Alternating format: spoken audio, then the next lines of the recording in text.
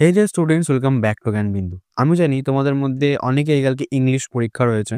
আর আজকের ভিডিওতে আমি তোমাদের ইংলিশের সাজেশন দিতে এসেছি। তো বেশি দেরি না করে আজকের ভিডিওটি শুরু করা যাক। তো আমি আজকে তোমাদের অন্য কিছু না, সিনের সাজেশন দিতে এসেছি। মানে তোমাদের পরীক্ষায় কোন সিনটা আসতে চলেছে। তোমরা জানো যে সিন আমাদের বই থেকেই হয়।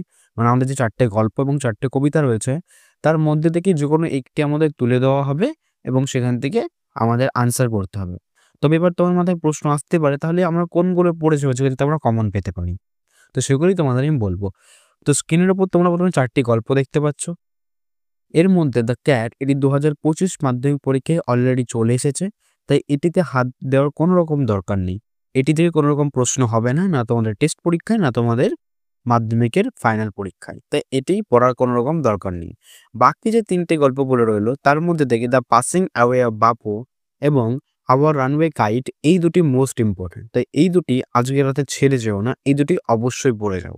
আর এই দুটি পড়ার পর যদি সময় থাকে, তাহলে অবশ্যই ফাদার সেলফটা পড়ে নিও। এরপর আসলো তোমাদের পোয়েম।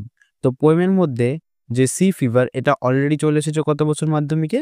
আর এবার বাকি যে 3টে কবিতা রয়েছে, তার মধ্যে থেকে দ্য স্নেল মোস্ট ইম্পর্টেন্ট, এটা অবশ্যই পড়ে যাবে, এবং ফেবেল, এই দুটো অবশ্যই পড়ে যাবে।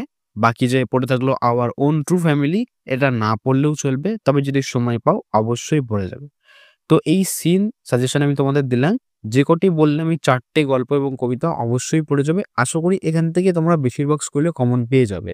আর তোমরা যদি অধ্যায় ভিত্তিক সাজেশন চাই, অথবা তোমরা যদি রাইটিং এর সাজেশন চাই, তাহলে কমেন্ট করতে পারো। আমি রাইটিং সাজেশনও খুব তাড়াতাড়ি নিয়ে আসবো। তো যদি ভিডিওটি ভালো লেগে থাকে, তো ভিডিওটিকে অবশ্যই লাইক এবং চ্যানেলটিকে সাবস্ক্রাইব করতে ভুলো না।